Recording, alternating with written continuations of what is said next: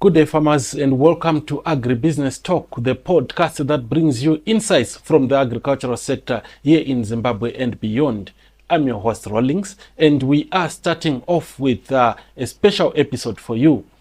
We recently attended one of the biggest events in the agricultural sector, the SeedCo's Field Day that was held at Rattray Arnold Research Station in Shamva.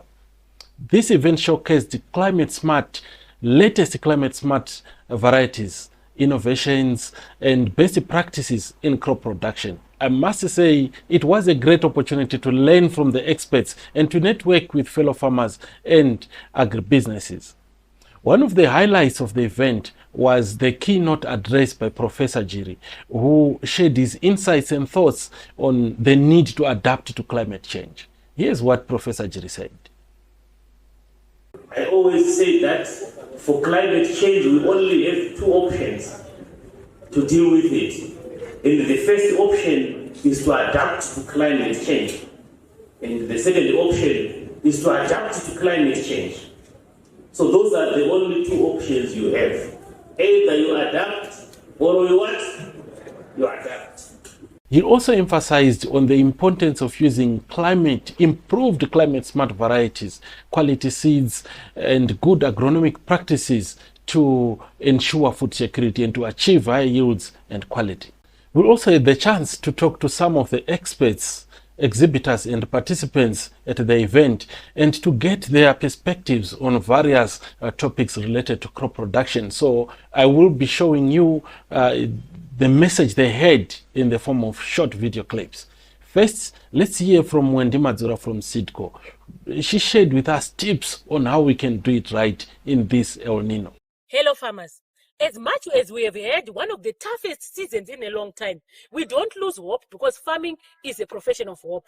So at this time, we want to talk about the management of the crops that are in the field, particularly for those farmers who have received irrigation because it has been erratic, and also to talk to those farmers with irrigation, which is something that we are imploring on for our farmers to embrace irrigation as they plan for their future cropping programs for all scales of production, be it small scale or commercial. Every farmer has their perfect fit in terms of the irrigation that they can employ at their farm. With that said, in terms of the management, we are seeing that the high heat units have also increased the incidence of insect pressure and disease pressure in the fields. So regular scouting is the one secret weapon that the farmer has for them to know whether or not the economic injury or threshold level has been reached, for them to come in with mitigatory measures or control measures, lest they come in prematurely or too late. So it's important for us to make an informed decision. So some of the problems that we are facing in maize include the fall armyworm, which is multiplying excessively because of the high heat units. In soybean, we have the semi-looper. We are also seeing that even in sugar bean, the bean stem maggot for that crop of green bean of sugar bean that has just been established is also suffering from the bean stem maggot. We are seeing also that the farmers who have established their green mealie to sell just before winter are now facing a challenge with the fall armyworm as well. And particularly if they have not managed the grass around their fields, the vectors, which are the leaf hoppers of maize streak virus, are also becoming a challenge. So it's important for us to be on top of the situation. Don't be found wanting, because every grain, everything, or the economic yield of any crop is important for us to guard jealously, because farming is indeed a business.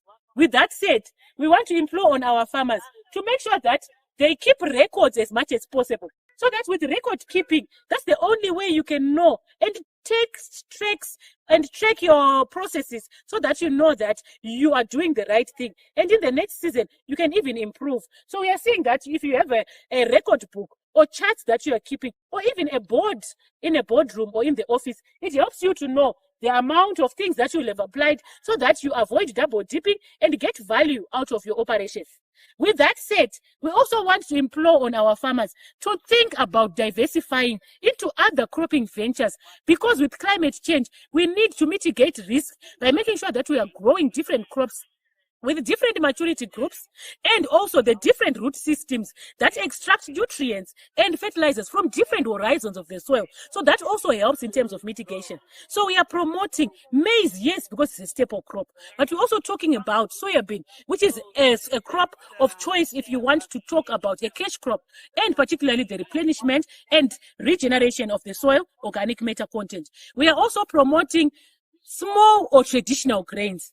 Small or traditional grains are no longer for those resource-constrained farmers or farmers with very little irrigation.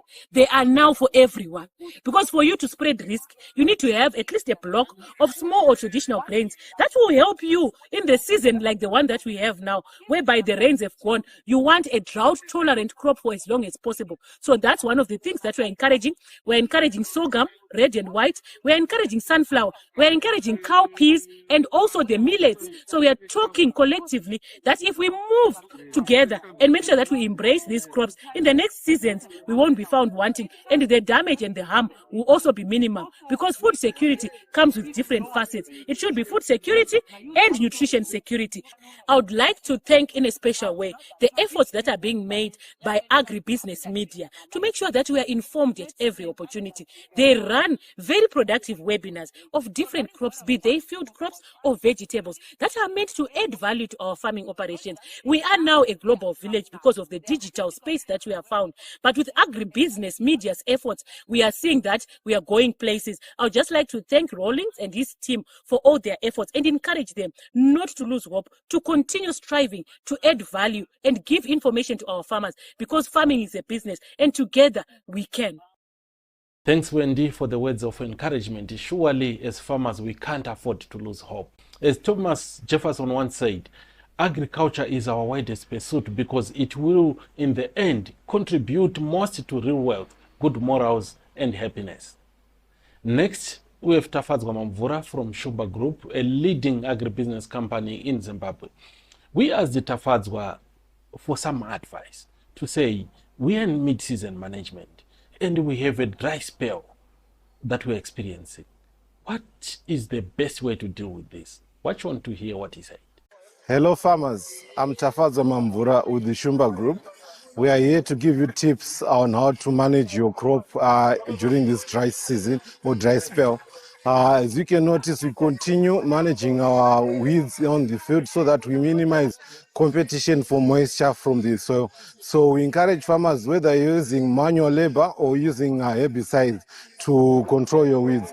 When you're using herbicides, farmers kindly know that when you're spraying your herbicide, it has to be early in the morning so that you've got maximum usage of your herbicide. Because if you spray during the day, it will quickly evaporate and it won't work properly on your weeds. So we encourage farmers to spray early in the morning or towards the end. But we encourage you spray in the morning, such that when the plants are trying to make food by photosynthesis, they are affected by the herbicide. But at the same time, if you see on our main issue of 4-armyworm in the field, you realize also that the 4-armyworm is also facing challenges due to the high temperatures that we are experiencing. Therefore, they will be deep into the funnel of our crop, and we encourage farmers to scout every 2 days in a week, so that you ensure that the little that we have in the field will produce a good cob and hence increasing a good yield. So farmers, when you're scouting, if you identify that there's presence or infestation of 4-armyworm, we encourage that you continue with your pest control techniques. From the Shumba Group, we have Ecoterex, which I'm holding right now. As you can see, it's a granular product. You don't need any dilution with any water. It's just you take a pinch, you drop on the funnel, and you protect your crop for 3 weeks. Whether it rains or doesn't rain, your Ecoterex will still remain effective in the field. Also remember, farmers, when you're applying Ecoterex, you have to apply before the tasseling stage. Hence, it will also protect your crop when it's about to produce the cob. And if your crop has got leaves that are not damaged, you have a good cob with good kernel sizes and increasing your yield. So this time of season, we encourage farmers that if you are able to harvest water with the little rains that we are having right now. We encourage farmers again to harvest water and ensure that your crop has got enough water so that it can reach the maturity stage. For those that have a crop that is already wilted, we apologize, is the El Nino effect. And also on that covering Shumba group, we cover the nutritional aspect of animals. Some farmers will tend to just kutunira mombe mumunda. So we encourage farmers that before you do that, the crop that is traced has got high nitrogen content. So be careful when you feed your animals with the crop that is already wilted. We can monitor that. What you can do is treat your stover or your crop that is in the field so that you minimize nitrogen content or nitrate in the stover that you're feeding your animals. But generally, we encourage farmers not to give up. If you receive rains right now, the other crops that you can plant, which can be horticultural crops, we've got our tomatoes, onion, and other crops that are available that will sustain you till the next season. So far, please do not lose hope with the current situation that we're in. Thank you, Tafazo, for sharing your valuable insights with us. We do hope that farmers, you are taking notes and you are taking advantage of this useful and informative advice. If you want to learn more about Shumba Group, please do follow them on their Facebook page and other social media handles. Next up, we have Wencelas Nyamfukudza. Wencelas is a land use planning expert. He shared with us the importance of land use planning, especially considering the season. Okay, so the 2023-2024 season is already made. It's actually making its own history, and one such track is that it's filled with pain and confusion among other farmers. We have seen that we have this El Nino-induced drought, which has decimated almost every farmer's profits, and a lot are actually losing their fortunes across all industries, but not the way farmers are losing it. You notice that a lot of farmers were caught unprepared, mainly in terms of the land use and management planning, the way they were doing their land use, the way they were producing their products or the crops that they are producing. So it's something that is very, very painful to realize that. I'm sure you can actually feel my heartbeat that farmers are the people that are the backbone of Zimbabwe's economy. But when you look at the actual productivity that is happening or the actual profits that farmers are getting, it's actually a bit much more painful.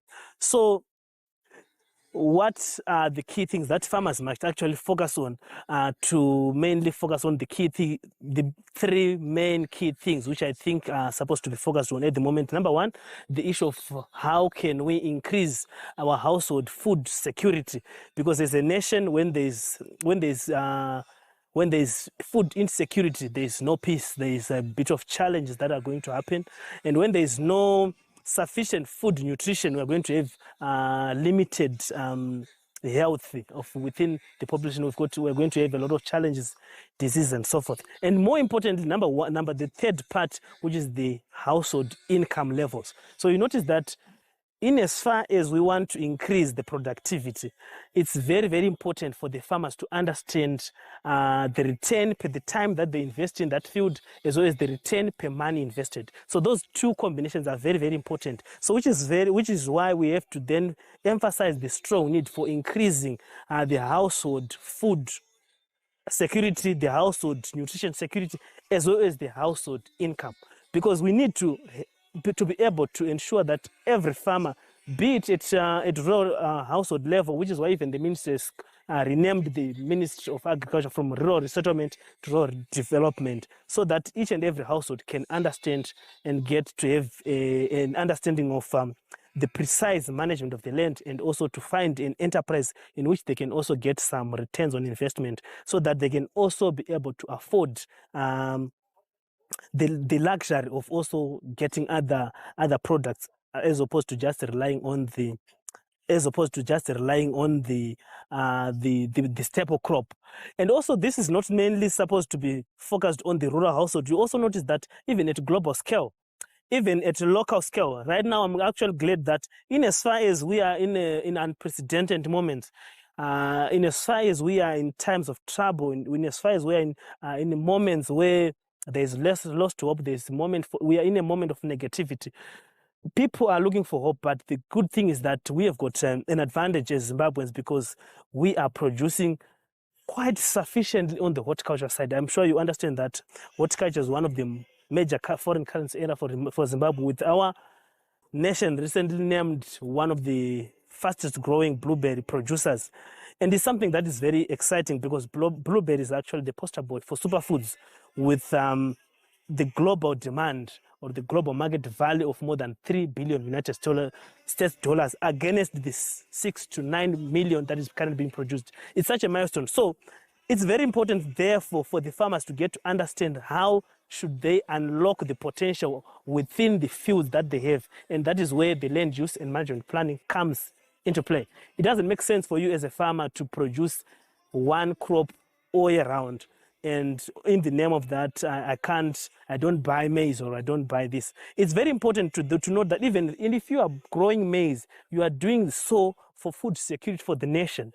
But remember, you as a farmer, you also need to live the lifestyle that you deserve. You cannot live that lifestyle with a low value enterprise, but you can do so with a high value enterprise. So it's something that is very, very important. I'm sure we're going to share with you this and much more in the upcoming episode. Thank you so much. Many thanks, Wense. You can get in touch with him on 0776 743 494. Next, we have Taurai Ndoro from CP Chemicals, a leading supplier of crop protection products. He spoke to us about how they can help us manage pests, which are a huge problem. And pests don't care. We are already facing big problems with the dry season. Good day, farmers. My name is Taurai Ndoro.